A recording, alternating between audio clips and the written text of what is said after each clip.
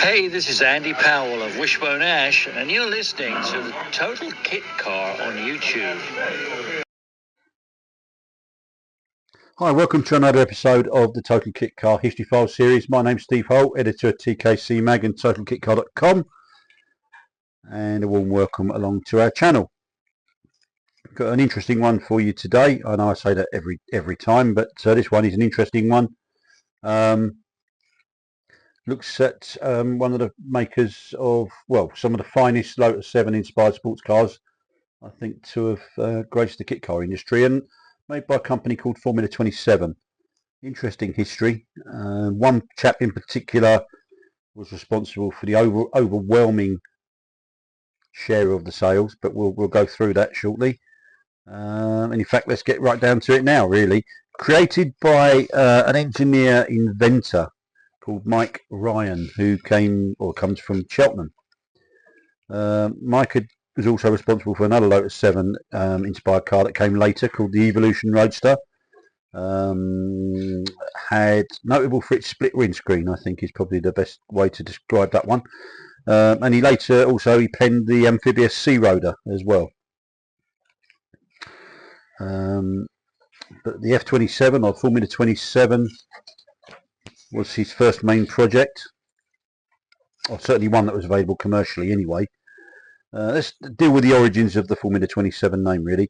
Ryan was a fan of Formula 2 motor racing, and the car was inspired by the Lotus 7. So, hey presto, put those two together and you have Formula 27 or F27.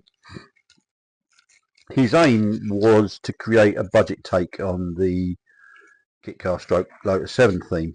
He wanted a car that could be built cheaply.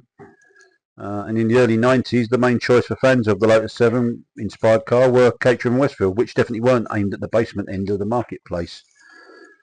Richard Stewart, Robin Hood Engineering, was just getting into his stride at the time, selling Lotus 7 inspired kits after 10 years of producing pastiches of the Ferrari Daytona with various donor underpinnings. The early Robin Hoods were based on Triumph TR7 with a monocoque, I think, from memory, and the kit started at 995. And certainly this was just after Dutton had stopped selling conventional kits, shall we say. Richard was just getting into his stride. So there was nothing really at the budget end of the market at that place, all apart from what John Capperthwaite was offering with his plan-built kits. And indeed, I guess Hayden Davis of Burlington Motor Company. We've done a video on them, so look out for that one. That was another good company, Burlington. And we will look at what John Capperthwaite achieved in the industry over the years too, because he sold lots of kits, mainly via plan sets. But John Capperthwaite is very deserving of his place in the kit car industry's history. And so, talking about plans, Mike Ryan too, he was selling sets of plans to build a Formula 27, and he sold a good few of them, I believe. I've spoken to a couple of people that built full Formula 27s from a set of plans, and they said that the experience was pretty straightforward. I'm never certain whether you need to be a brains of Thunderbird spec builder or just a genius to build from a set of plans. I guess it's certainly building from scratch. You'll have a set of plans and maybe an instruction sheet, but you won't have a full build manual with a chassis and a set of GRP panels just waiting to be plonked on your chassis, that's for sure. And I guess in many ways, dear old Ron Champion's Let's Build a Sports Car for 250 quid of 1996, that was a natural, really, development of the plan-built kit car, if you think about it. Here it was in book form. But anyway, going back to Mike, he could supply GRP parts if that's what the customer needed and wanted, such as, I think, wings and nose cone, really. And again, much like Martin Keenan, Ian Gray, and even Ron Champion did for readers of the low-cost book, there were parts to help potential builders. It's the next stage of the F27's history that is the notable time, all due respect to Mike, because he was the creator and we tip our hat to him for that. The next stage in the Formula 27's history was very notable. That was when it really took off in terms of a bona fide kit car company. Mike, I guess, is an inventor designer, and I don't suppose he would ever class himself as a salesman. The industry's been populated. If you listen to a few of these videos or these voiceovers in recently or in the future, you'll hear me say that a lot. That's kind of a given, really. Lots of really good projects have been. I guess I hesitate to use the word hindered, but I've got to use it. I think really been hindered by the fact that the person that was selling them, probably under duress most of the time, didn't want to be the salesman, didn't have any intentions of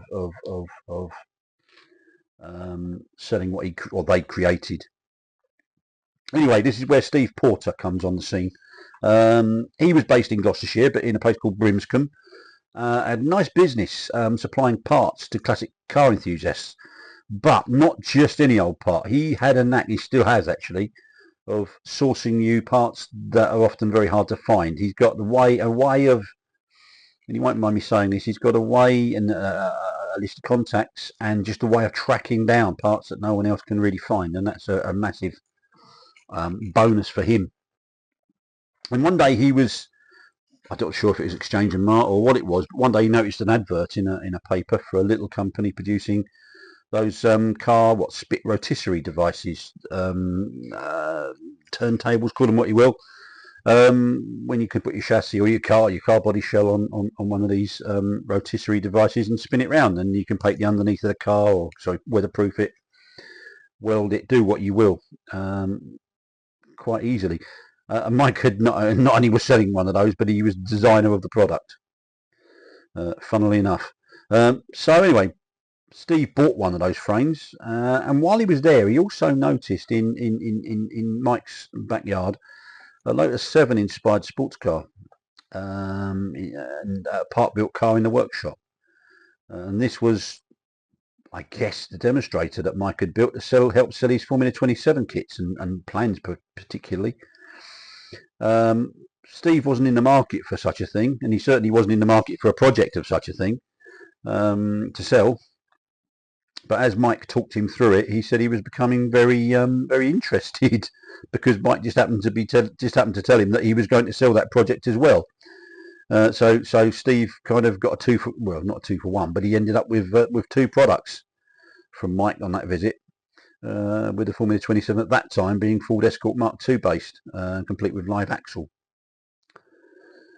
So suddenly Steve discovered or found himself being a kit car manufacturer. But he wasn't new to kit cars. He'd already built, I think he said 3 Duttons, which included a B+, I think a Phaeton, and also a Sierra. That's a Dutton Sierra. So he certainly had form, and he always loved modifying. And he'd used that car modification skills to, I think he put a Fiat 132 engine and some running gear into the Phaeton, which meant that was a rapid car, because I think the 132 engine, that was a twin cam, I think. And he'd also owned and has owned since some cool classic cars as well, including an E-Type that he'd bought from a chap at, I guess, a bloke in the Navy at RNAS Culdrose in Cornwall, for which he paid the grand sum of £425. I'll have 10, please.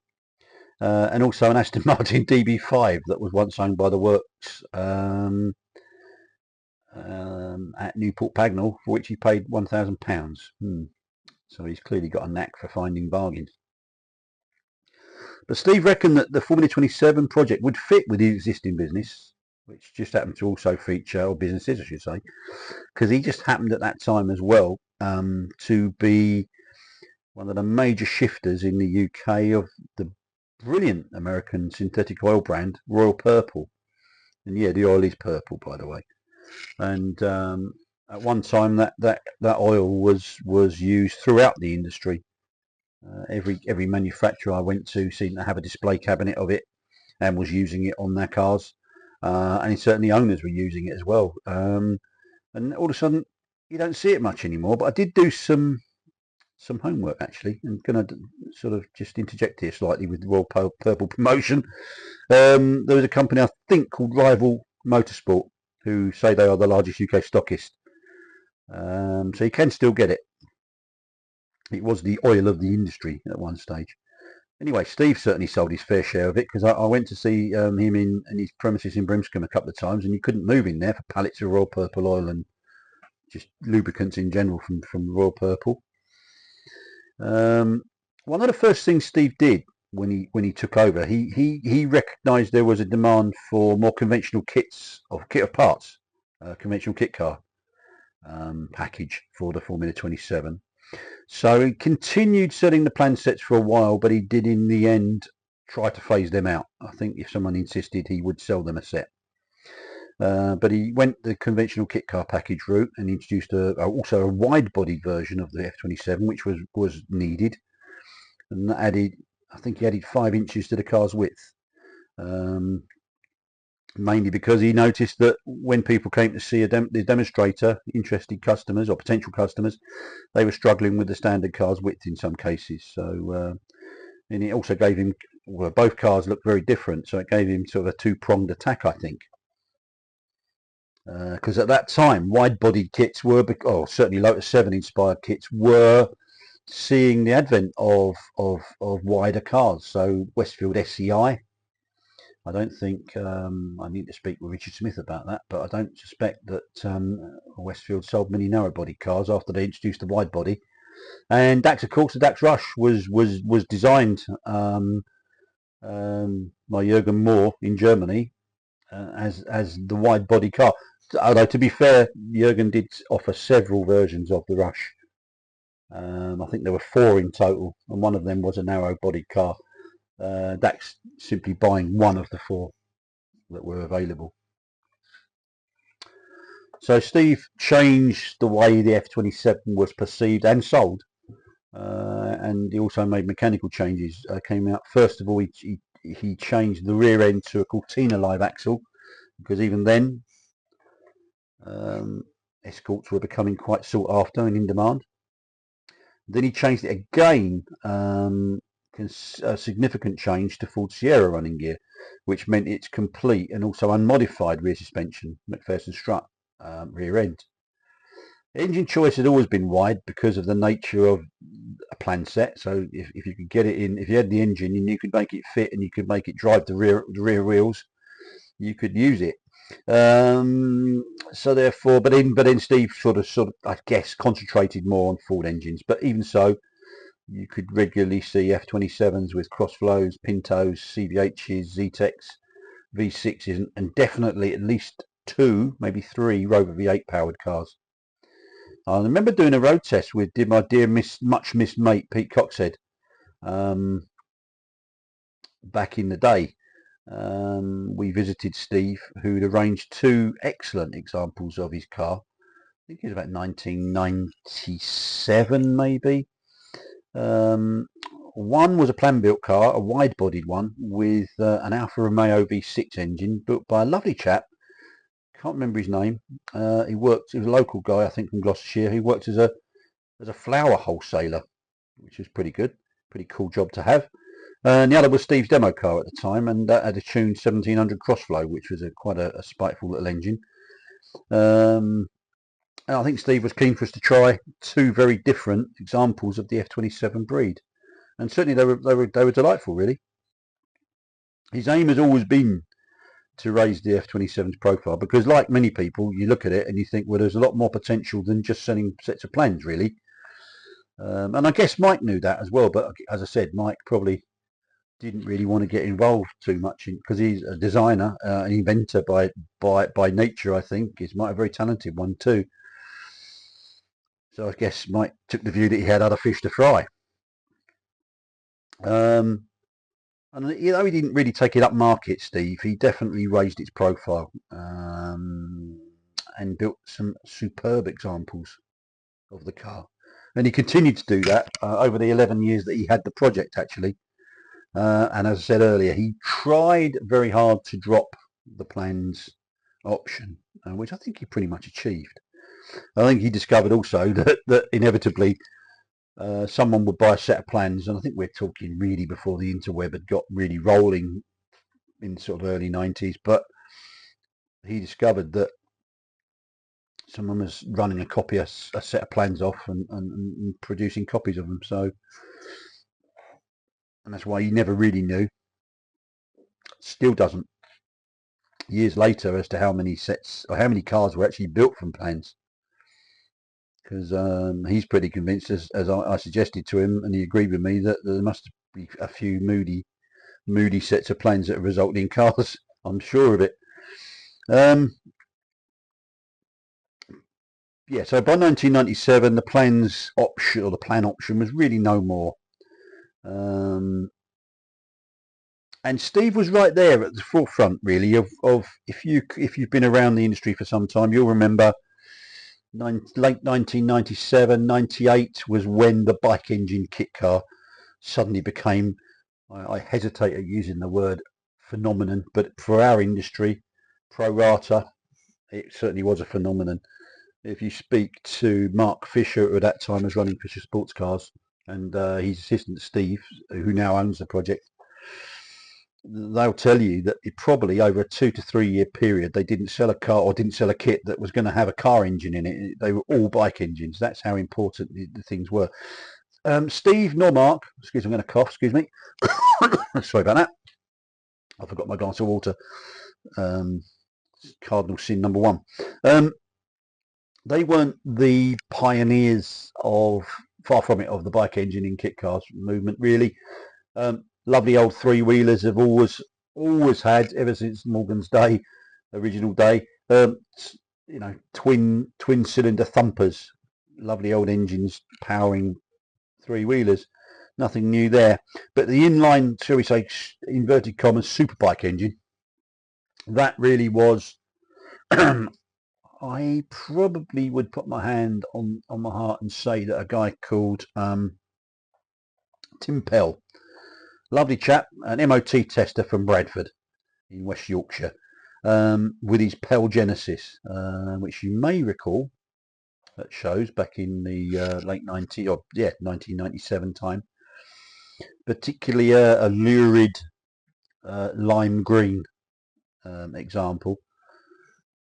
Chain driven car, quite rudimentary, but he had a Kawasaki ZZR 1100 engine in his first demonstrator. I'm pretty certain it was certainly a ZZ. I'm pretty almost definitely certain it was a ZZR. Lovely old engine, and that went rather well. And it probably right in saying that Tim didn't really benefit from massive sales, but other people were watching that, like Sir Martin Keenan with his MK Indy, the aforementioned Mark Fisher, and of course Steve, could all see huge potential. And they really were the ones that kind of built on what Tim had done and ran with it. It really did take off. And the guy, TKC Mag, and one of my friends, I'm pleased to say, a guy called Pat Jackson, who at that time was running a driving experience company, one of the best around, and certainly taught a lot of kit car people or owners how to drive better. Pat Jackson was doing driving experience days, as I said, and the sort of thing you see regularly, in and out cones, and driver tuition, running sprints and things like that, and the odd track day thrown in. One of the nicest blokes you'll ever meet, Pat Jackson, I have to say. And if you're listening, Pat, I hope you're well, mate. And then one day I think he'd bought a batch of cars from a rival manufacturer that didn't, for whatever reason, work out.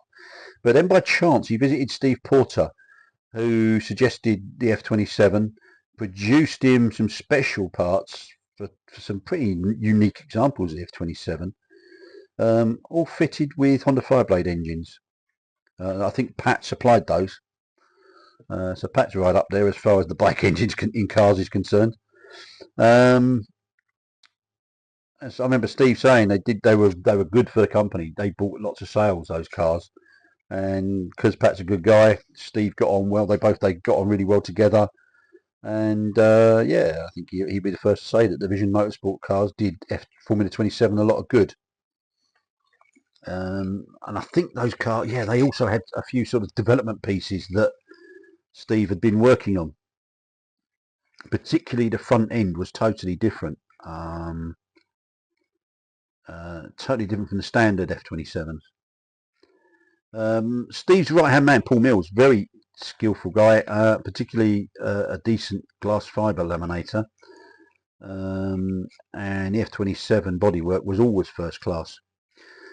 The space frame chassis were fabricated by a company called Format Fabrications in Hampshire, a company run by another nice man, a chap called Matt Brace, who actually, if you're into your kit car history and trivia, if you remember the Pulsar, that name's been used a lot in various kits over the years, but there was a Sports 2000 type kit, and Matt was the purveyor of that for a certain time. He acquired it from the original, the creator.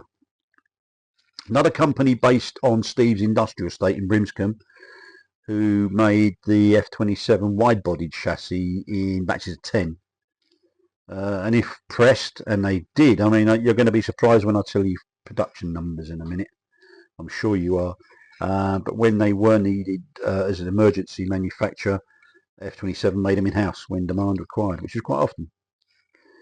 Let's also not forget that by the late 90s, 1999, there were no fewer than, at its peak, I think we had 29 manufacturers producing their own take on the Lotus 7 inspired kit, from Caterham all the way down. The market was crowded, but seemingly, particularly if we're talking bike engines, there was a market for all of them. I remember as a publication, we did a Lotus 7 inspired guide, and it was a bit more than that because we took all, I remember a really great day. We took, I think we got about 15, maybe 16 manufacturers, demonstrators gathered together at Bedford Autodrome from memory, and we had a great day. Inevitably, other manufacturers were testing other people's cars, which was actually quite good. Lots of dodgy espionage going on at lunchtime, that's for sure. But that was good, yeah, and I remember we got as many as we could who had demonstrators or were available, and we had 16, and I think we counted up at that time, there might have been 27 manufacturers, but I think a few more joined after that. So it's always been a very prolific sector of our market. And I'd put for Formula 27 right up at the top table, really, to be quite truthful with you. I've always rated it very highly. Fine examples of the breed continued to appear. Steve was also, he was sending kits and fully built cars all over the world. He had a Spanish agent who was taking 15 kits at a time, although that story didn't end well, but I'll leave it there. Belgian agent was also steadily selling F-27 kits, and Steve told me a story of a second agent in Belgium who was building his cars under license. He would source his own donor car parts over there and just buy the bespoke parts that were specific to the F-27 and the GRP parts direct from Steve. They had a collection ready for him, as usual, was always the case, ready for him one day, but he didn't show up, and Steve and Paul later found out that he'd been arrested and jailed. Not sure if he's on his way to England, but certainly around that time, which is why he didn't show up to pick his stuff up. And Steve says goodness knows what he was up to. He also had another agent in Germany who managed to get TUV, or TUV, and don't ask me for the full name or description of TUV. It's a massively long word. It makes that railway station in Wales seem a medium-sized word.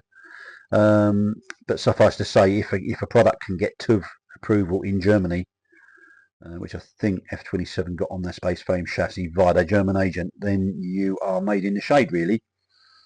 But Steve said that they had trouble getting it to pay for stuff, which wasn't particularly good. He also had agents in Portugal, Spain, another one in Spain, which worked out better than the first one. And he also had one in Mauritius, which I think he's still puzzled by to this day. And as he told me once, that he was a bit of a Walter Mitty character, Swiss chap living in Mauritius, running an engineering company. And that was weird. That one ended up quite strange. Another agent in Russia. But amongst all these people that kind of turned out to be slightly roguish, I guess, from Steve's point of view, he had plenty of customers that weren't, and they all loved the marque, the cars, and Steve. A Japanese customer commissioned Richard Williams at Williams Lotus in Chipping Sodbury to build two special F-27s with tubular aluminium chassis, one a narrow body, one a wide body. but both had Honda Super Blackbird engines. Steve never really worried about repeatability. I mean, those were different days then, 25 years ago, and goodness knows how the world's changed in the last 5 years, let alone 25. And these days, most manufacturers will only seek repeatability to produce a product. They'll only take on a special commission if they have a fair chance of selling more of them. So if they can do a deal whereby they allow the customer who commissioned the car allows them to sell versions of that car, they may take it on, they possibly may not. I mean, these days tooling and development costs and cost of raw materials makes some things prohibitive almost, which is sad, but the way of the world and understandable in the world we live in today. But Steve never really worried about repeatability. He liked special products. He liked one-offs or unique cars. And he liked to help customers enjoy their cars and get another F27 on the road, really.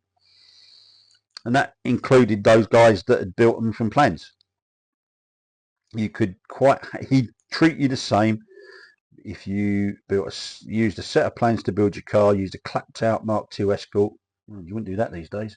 Or had a factory built, brand new, current registration, wide body example with a new Kawasaki ZX12 Ninja. Everyone was treated the same and embraced.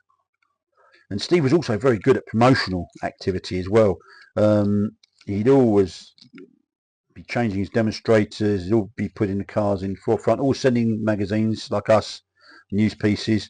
He actually reminded me of a day, another group test we did when we got some British Superbike riders. From memory, James Hayden, John Reynolds and the marvellous Ian Simpson. I think we all went off to Mallory Park. We were invited along to a test day at British Superbikes, which again probably wouldn't happen these days. And we got some manufacturers along, the usual suspects, Fisher, F27, MK, yada yada yada. And the bike riders at lunchtime went out in the cars, in their leathers, I seem to remember. I think Ian Simpson even bought an F27. He liked it so much. So they were good days, and we certainly got the kit car industry some heavy promotion doing that. And that's not just blowing my own trumpet. It's the fact that it was just an enjoyable time all round, really. And the stunning builds kept coming. Nice guy from Shropshire, excuse me. He ordered, and he was keeping me in the loop about this car he was going to build. Well, I think I have built. And would I like to do a feature on it? And F27, anything prime F27 was always sort of fair game for us. We'd always cover something like that. And he'd phone me up regularly to keep me posted as to the progress on the car. And it was a top spec one. By the same token, Steve was also keeping me informed about this car he was building, or he and Paul were building. And it was a Suzuki Hayabusa powered narrow body car, actually, independent rear suspension, a novel push button gear change, and a Quaife reverse gearbox in Yamaha blue. Steve told me that he drove the car to the SVA, pre-IVA of course, in Bristol. And bearing in mind that he built a lot of Swift cars with bike engines in, which were all very fast, but that one in particular for Steve stands out as being especially rapid. And the guy apparently has got that car still. I think we might have done something on that as well. But there was another chap in Edinburgh, lovely bloke. He was doing the same thing. He asked me if we'd be interested in doing a feature on his build, or his car he was having built. And yet another interesting story. And things seem to follow Steve about. There was always a bit of something else to the story, and all very often amusing as well. This chap had persuaded his boss to buy the car. The F27 is his company car, which I think is top show, really. That needs applauding, doesn't it? And anyway, one day, Steve, when the car was finished, Steve and Paul, they delivered it to Edinburgh. This was in the year, I think, year 2000. And the chap was understandably delighted, and he was so pleased that he gave Steve and Paul a special bottle of Glenmorangie 12-year-old Millennium single malt, and Steve certainly still has his bottle, he told me once proudly. That car didn't actually end up very well though, because Steve had told the chap to take it very easy, because of its speed and the fact he needed to get himself acclimatized, if that's the right description. But he was a bit enthusiastic, and Steve tells a story about 3 weeks later it came back to him on a trailer shaped like a banana. But that car did get rebuilt, and luckily the man was unscathed.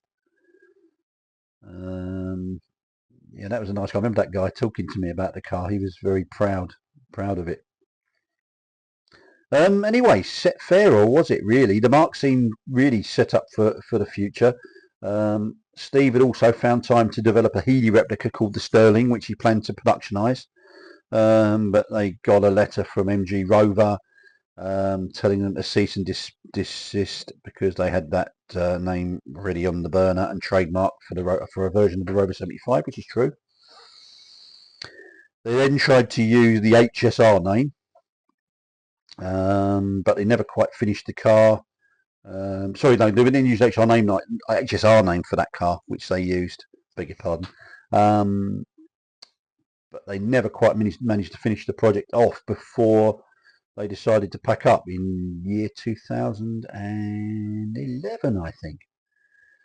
And that project was sold on to one Pat Jackson, had a live axle and a Pinto 1600 when he sold it to Pat, but I think it became indirectly an MK later on, MK project, and it turned into a bike engine car then. Names, however, were a problem for Steve. They developed a full-bodied car, much like Caterham had done with the 21, if you will, and they called that the Lightning. It used the F27 space frame with outriggers. Was actually pretty good. They showed a lime green demo car at Stoney Show in 1999, I think. And within a week after the show, they got a very sniffy letter telling them to cease using that one because someone else had it trademarked. So that became the KR Roadster, KRR, which is an interesting story. And again, they're never far from when Steve was around. Paul had designed that body, and they'd always joked that the Lightning, as it was kinetically related to the F27 Roadster, hence KR and another R for Roadster. And one day, Steve, I remember him telling me this one, a chap turned up in a battered old red Vauxhall Cavalier Mark II and asked if they'd like to buy it, and they really didn't, because they had no real use for it, obviously. But just as they looked at the car, they both noticed that the number plate was F27 KRR, which sounds unbelievable, but is true, and also quite spooky. So they bought it quick, and they used it on the F27 KRR, which is a great story. Absolutely true.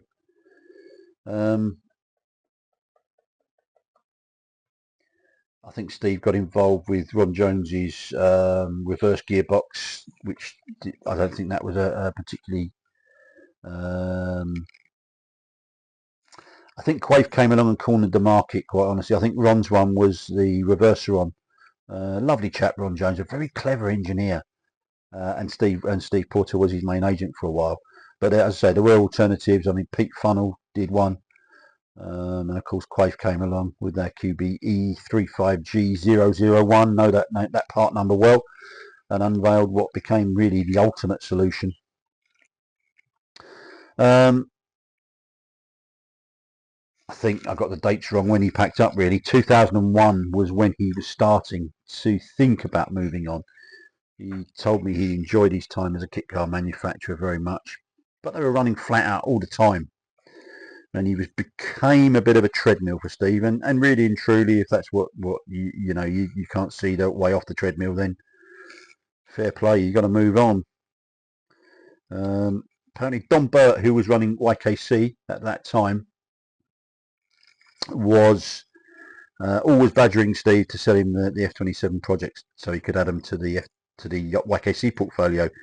Steve always refused, but one day, as he says, for whatever reason, in 2002, after 11 years, he decided to accept, and he moved on. I asked Steve once if he ever regretted packing up as a kit car manufacturer, and did he ever have the urge to get back or even build a kit car again. And as he said, sometimes he did, albeit briefly, but he didn't think his missus would be too pleased if he got back involved making kit cars again. But make no mistake, there were some funny stories as we've heard about Formula 27. Steve's always got a smile on his face, always a great sense of humour, and just things seem to happen around him. But let's consider some serious business for a while. For 2 years at least of the 11 that he had the project, they turned over £1 million, which, consider that he left the scene 2025. I'm recording this, so he left the scene 23 years ago. £1 million for a kit car manufacturer in turnover terms is big nowadays. Back then it was considerable. And in case you're wondering, it's nearly 1.4 million today if you allow for inflation. And let's look at numbers. Although he doesn't know for sure, he suspects that he must have sold 1,000 plus sets of plans. He did 250 factory-built turnkey cars, including 75 with bike power. And he sold, he's not sure entirely, or he can't remember because it's a long time ago, but he's 99.9% certain that he sold well over 500 kits. That makes F27 under Steve Porter a serious operator. I'm sure you'll agree. And since leaving the scene, he's got involved in property maintenance, and he's still got that addiction for classic cars. And he's very delighted that lots of his old customers, even if they haven't got the cars anymore, they still keep in touch with him. And I think that speaks volumes for what he did and what he achieved and the difference that he made. But he's well into his classic MGs, particularly P-types. He's had a Lotus 7S1 and several MX-5s. So quickly moving on and just finishing the story, I realise I've run 30. I'm going to aim. I'm going to head to 40 minutes here, and that's far too long. But we need to get this done. YKC took over the project in 2002, becoming the new custodians of the F27 brand. They'd been trading for many years as agents, really, and a kit car build company before they became a manufacturer under Steve Hemsworth and his very clever engineer, right-hand man, Clive Gamble. And then they started to develop the projects into other models successfully. And I think Martin Griffin was running the workshop for Don at that time when Steve moved on. Steve Hemsworth, that is. Still a good mate of mine, Steve, good guy. And Steve and Paul actually built a couple of demo cars for YKC. If Neil used the photo, if you see a lime green one with a yellow example with purple sides, they are the two demos that Steve and Paul built for YKC. Steve was using the name, I think, F27 Roadster, Clubman, and I think the MBE, which stood for motorbike engine. But they dropped. Steve was using specific names for specific bike engines. So the Honda 5-blade powered car was the F27 Blade. Super Blade was a Honda Super Blackbird, and I guess Ninjas as well because of the Kawasaki associations. So YKC just called them Roadsters, and I think they carried on with the MBE name, so you could denote the two, and wide body cars as well. They sold the project on again in 2005. They didn't make as many as they should, I didn't think. And Formula Aston Martin apprentice and motorsport engineer, an all-round good guy, a chap called Peter Allen, set up a company called Image Sports Cars, and he took over the F27 projects and also heavily revised the KR Roadster. He turned that into the Image Monza, I think, from memory. Peter's brother is the actor, comedian, writer, presenter of 10 series of Channel 4 Scrap Heap Challenge. So that kind of is a nice bit of trivia there for you. I remember driving, and Steve actually kept sort of revised the KR Roadster, adding width to it and a bit of length, I think, to the body or the track. Sorry, the wheelbase. And I drove a brilliant one of those he built at Cadwell Park once, LS7, GM LS7 with 505 horsepower. Memorable and very impressive, that car. And Peter carried on for a couple of years, but I think the call of the motorsport industry was too much of a calling for him, and he went back to doing what he liked. He knew. It was a shame really, because as I say, he built some nice examples of those cars. The Healy replica, and that ended up, as I said, with MK Sports Cars. That was during the Philip Keenan era, and he called it the MK HSR. And sadly, after Peter Allen moved back into the motorsport industry in 2007, 8, maybe 9 or 10, maybe. He was a regular showgoer, but then he wasn't. And so that's 15 years, I think, that we've not been able to buy a Formula 27. And despite the numbers, and sometimes you're always very sceptical about numbers, and quite rightly so, because I think a lot of manufacturers are certainly sort of capping the old it was this big with a fish that was a massive pike, when in fact it was a stickleback. Certainly lots of manufacturers over the years have notoriously massaged the numbers they've sold, and some have had noughts to the numbers they've sold too, actually. You just don't see them. I mean, you see loads at shows. I can't remember. I may have seen one at Newark in 2023, but I can't remember really when I saw more than the odd F27 around, which is a shame really. I asked Steve about that because he helped me with the feature that we did on the Marque recently in TKC Mag, and he reckons it's purely and simply because they've not been available. So that means that the youngest one is 15 years old, and time takes a toll on cars, as it does us, of course. So that's kind of it. So really and truly, I think it could have been even more successful than it actually was. But what a great Marque. Made some superb cars, had lots of fun and laughter around them at the time while doing so, and they made a real difference.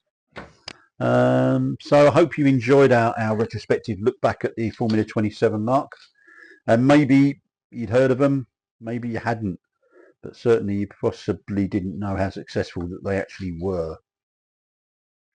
And in the meantime, I hope you enjoyed that one. If you could hit the subscribe button on your way before you depart, that would be really well received and very helpful. And also hit the like button as well, because that helps, I'm told, as well. I don't know why. And I'm hoping this time that, I think we're on to about video number 105. And I didn't realise, because I didn't know how these things worked. I thought that everybody listened to these things in chronological order, but clearly that isn't the case. The naivety, eh? And remembering that I am a dinosaur when it comes to technology, I've got to be honest. Someone said the other day, and I totally agree, I'm an analog person living in a digital age. But I'm hoping that the sound quality is improved if you're listening to this one. And this was recorded in late April 2025.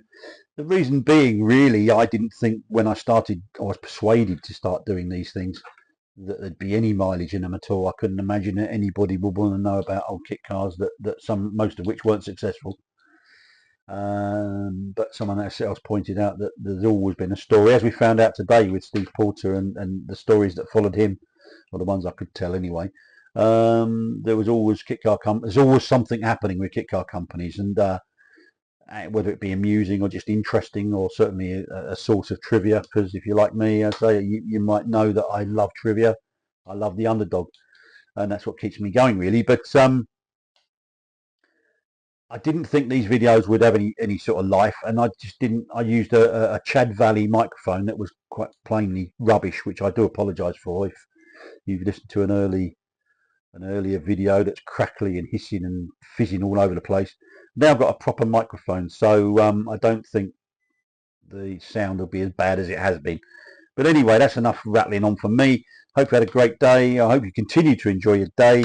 Wherever you are in the world, thanks for giving up a part of your valuable time to listen to this latest episode of the Total Kit Car History File series. And I look forward to seeing you on down the road somewhere. In the meantime, over and out, Steve Hull. Cheers. Thanks for visiting.